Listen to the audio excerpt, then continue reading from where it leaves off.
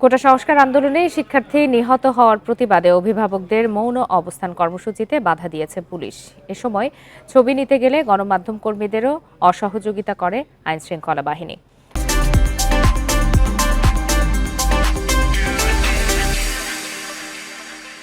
সকাল 10:30টার দিকে Dhaka medical college হাসপাতালের প্রশাসনিক গেটের পাশে জড়ো হন অভিভাবকরা। তবে এর আগে থেকেই মেডিকেলের প্রশাসনিক ব্লকের গেট ও জরুরি বিভাগের গেটের সামনে অবস্থান নেন বিপুল সংখ্যক পুলিশ।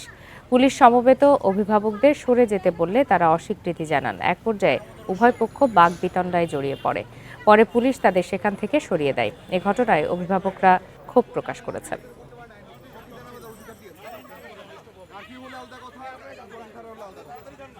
এখানে মুহুর্মুহু আক্রমণ হয়েছে, ছাত্রলীগ এখানে হামলা করেছে, কিন্তু এখানে যারা চিকিৎসা নিতে এসেছিল তারা অসহায় ছিল, কারণ তাদেরকে দেখার জন্য কেউ ছিল না। আলোচনায় আমাদের সাথে আছেন ইন্ডিপেন্ডেন্ট টেলিভিশনের প্রধান বার্তা সম্পাদক আশিস সৈকত। আশিস সৈকত, এই যে কোটা সংস্কার আন্দোলনে শিক্ষার্থী নিহত হওয়ার প্রতিবাদে অভিভাবকদের কিন্তু আজকে একটি মৌন অবস্থান কর্মসূচি ছিল, যেখানে আমরা দেখতে পাচ্ছি যে তারা পুলিশি বাধার সম্মুখীন হয়েছেন বলে অভিযোগ জানিয়েছেন। এটা দুর্ভাগ্যজনক। এই আন্দোলনটি যারাই করুক, আমি জানি না কারা এটির আয়োজন করেছিল। তো অভিভাবকদের পরিচয় দিয়ে তারা এই আন্দোলনটির আয়োজন করেছিল মৌন সমাবেশ। তো মৌন সমাবেশ, তারপরে পথ সমাবেশ কিংবা মানববন্ধন, এগুলো তো শান্তিপূর্ণ কর্মসূচি। তো এই শান্তিপূর্ণ কর্মসূচিতে তো বাধা দেওয়ার কোনো যৌক্তিক কারণ থাকতে পারে না। তারা তো কোনো শৃঙ্খলা ভঙ্গ করছে না, তারা একটি শান্তিপূর্ণ সমাবেশ করছে। তো এটাতে কেন পুলিশ বাধা দিতে হবে? মানে এইগুলো কিন্তু প্রশ্ন আমার, এবং আমি জানি না যে অতি উৎসাহী কিছু পুলিশ কর্মকর্তা এইসব ঘটনা ঘটিয়ে সরকারের ভাবমূর্তি নষ্ট করার চেষ্টা করে কিনা। এগুলো বোধহয় পুলিশ বিভাগকে এখন খতিয়ে দেখা দরকার। কারণ সংবিধানে কিন্তু আমাদের দেশের সব মানুষের কিন্তু মৌলিক অধিকারের মধ্যে একটি আছে যে শান্তিপূর্ণ সভা সমাবেশ প্রতিবাদ সে করতে পারবে। তো তাদের সন্তানরা যদি কেউ মারা যেয়ে থাকে, তারা যদি একটা মৌন সমাবেশ প্রতিবাদ সমাবেশ সেখানে করে, যদি এটি সহিংস না হয়, যদি একটা অহিংস সমাবেশ হয়, এবং যেটি দেখলাম তাদের একটা মৌন সমাবেশ ছিল, তা এখানে তো পুলিশের আক্রমণ করার ঘটনাটা তো আরও উস্কে দেওয়ার মতো ঘটনা, বা মানে একেবারে আগুনে আবার তেল ঢালার মতো অবস্থা তৈরি করে। যেখানে কিন্তু নিহতদের স্মরণে সরকারের পক্ষ থেকে আজ শোক পালন করা হচ্ছে। হ্যাঁ, ডেফিনেটলি। এবং সরকারের পক্ষ থেকে শুধু শোক দিবস পালন করা তা না, আজকে কিন্তু সরকারের প্রধানমন্ত্রী থেকে শুরু করে সবাই আজকে কালো বেশ ধারণ করেছেন।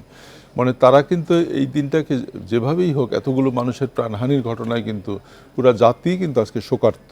আজকে শুধু শোক দিবস না, সব মন্দির মসজিদ প্যাগোডায় কিন্তু আজকে বিশেষ প্রার্থনা করা হচ্ছে নিহতদের জন্য। ফলে সরকার যখন একটা শোকের মুডে আছে, আবহে আছে, সারা দেশ যখন একটা শোকের আবহে আছে, তখন যারা এইসব হতাহতদের আত্মীয় স্বজনরা যখন একটা মৌন সমাবেশ করছে, তখন তাদের উপর এরকম পুলিশ গিয়ে বাধা দেওয়া বা তাদের ওই জায়গা থেকে সরিয়ে দেওয়ার চেষ্টা করা, এইটা তো একেবারেই মানে সরকারের যে পলিসি, সরকারের যে গতি, কাজের গতি, তার সঙ্গে কিন্তু মেলে না। আমাদের মনে হয় যে এই ঘটনাগুলোরও বোধহয় তদন্ত হওয়া দরকার, খতিয়ে দেখা দরকার, কারা অতি উৎসাহী হয়ে এইসব কাজগুলো করছেন।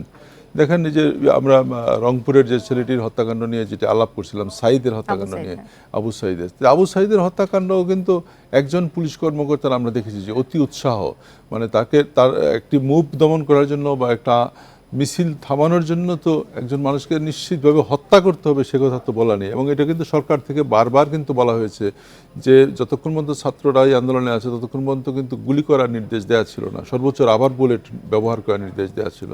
তারপরেও কিন্তু আমরা দেখেছি যে অতি উৎসাহী সেই পুলিশ কর্মকর্তা সেই আবু সাইদকে কিন্তু তার মৃত্যু নিশ্চিত হওয়ার আগ পর্যন্ত গুলি করেছে। এবং আজকের ঘটনাটিও কিন্তু এরকমই আমার কাছে মনে হয়েছে, কিছু অতি উৎসাহী লোকজন সব জায়গায় ঢুকে পড়েছে কিনা, সেটি দল হিসাবে অনেক রাজনৈতিক দলের মধ্যেও যেমন ঢুকে পড়েছে, তেমনি পুলিশ প্রশাসনের মধ্যেও ঢুকে পড়েছে, অন্যান্য অ্যাডমিনিস্ট্রেশনের মধ্যেও কিছু অতি উৎসাহী লোক ঢুকে পড়েছে, যারা নাকি একটা বাহাদুরি নেওয়ার জন্য, একটা সরকারের কাছে অতি ভালো হওয়ার জন্য তারা এমন কিছু কাজ করছে যাতে সরকারের ভাবমূর্তি ক্ষতিগ্রস্ত হচ্ছে এবং আলটিমেটলি দেশের ভাবমূর্তি কিন্তু ক্ষতিগ্রস্ত হচ্ছে। এই যে অতি উৎসাহের কথা চলে আসলো, সেক্ষেত্রে আমরা কিছুক্ষণ আগে একটি প্রতিবেদন দেখলাম আমাদের সহকর্মী রিশাদ হুদার, যে মসজিদে মাইকিং করে কিন্তু মানুষকে আহ্বান করা হয়েছে সহিংসতা ঘটানোর জন্য, যেমনটি মিরপুর 10 নম্বরের মেট্রো রেল স্টেশনে আমরা সিসিটিভি ফুটেজ সহ দেখালাম। এই বিষয়, এইরকম বিষয়ও না, দেখেন এটা তো আরো বেশি একটি দুর্ভাগ্যজনক, সেন্সিটিভ, যে একটা সহিংস ঘটনার জন্য তারা একটা ধর্মীয় জায়গাকে ব্যবহার করছে। এবং সেই মসজিদের ইমাম বলছিল যে তার কিছু করা ছিল না, তার কাছ থেকে জোর করে মাইক ছিনিয়ে নিয়ে মসজিদে সে স্লোগান দিয়েছে, সে মানুষকে আহ্বান জানিয়েছে এবং ধর্মীয় সুরসুরি দিয়ে তারা মানুষকে উত্তেজিত করার চেষ্টা করেছে। এবং ঘটনা তো ঘটেছে, সেই যে মসজিদ 3-4টা মসজিদ 10 নম্বরের আমাদের যে মেট্রো রেলের যে স্টেশনটা তারা ভেঙে তছনছ করে দিয়েছে, ভেঙে গুড়িয়ে দিয়েছে, অনেক জায়গায় আগুন দেওয়া হয়েছে। সেই জায়গায় কিন্তু এই সন্ত্রাসী ঘটনার সূত্রপাত কিন্তু ছিল মসজিদের মাইক থেকে, এবং মসজিদের মাইক থেকে যখন এটি ছড়িয়ে দেওয়া হয় এবং নানা রকম অপপ্রচার কিন্তু মসজিদের মাইক থেকে ঘোষণা করা হয়েছে, যে তৌহিদি জনতাকে তারা একসাথে হয়ে রাস্তায় নামার সামিল করেছেন, তারা সরকারের বিরুদ্ধে তারা সেই মাইকে বক্তৃতা দিয়েছেন। ফলে এইটি কিন্তু এই যে কারণে আজকে জামাত ইসলামকে নিষিদ্ধ করার জায়গায় সরকার যাচ্ছে বা আগামীকাল হয়তো একটা সিদ্ধান্ত হবে নিষিদ্ধ করার, সেইটা কিন্তু এই যে সহিংসতা, এই যে ধর্মকে রাজনীতিতে ব্যবহার করা, এই যে মসজিদকে রাজনীতিতে ব্যবহার করে একটা সহিংস ব্যবহার না, অপব্যবহার, কারণ কোনো ধর্মই কিন্তু সহিংসতাকে প্রশ্রয় দেয় না। সব ধর্মই তো শান্তির কথা বলে, এবং সেই শান্তিটা যখন ধর্মকে ব্যবহার করে বিনষ্ট করার চেষ্টা করা হয়, তখন কিন্তু তারা ধর্মেরও বিরোধী শক্তি হিসাবেই কিন্তু চিহ্নিত হয়, এবং এটি কিন্তু বিবেচনা আমাদের নিতেই হবে। এবং যখনই আমরা দেখেছি ধর্মের ব্যবহার হয় রাজনীতিতে, তখন সেই রাজনীতি কিন্তু অন্ধ রাজনীতিতে পরিণত হয়, তখন সেই রাজনীতি আর মানুষের রাজনীতি থাকে না। তখন কারণ ধর্মকে রাজনীতিতে আপনি যেটি বলছিলেন যে ব্যবহার না, অপব্যবহার হয় সবসময়, কারণ এর সুযোগ সন্ধানীরাই কিন্তু এই কাজটি করে, ধর্মকে তারা অপব্যবহার করে নিজের ফায়দা হাসিলের চেষ্টা করে। আমরা কিন্তু মিরপুরে সেই ঘটনাই দেখলাম। জি, আশিস সৈকত, আপনাকে অনেক ধন্যবাদ আমাদের সাথে যোগ দেওয়ার জন্য।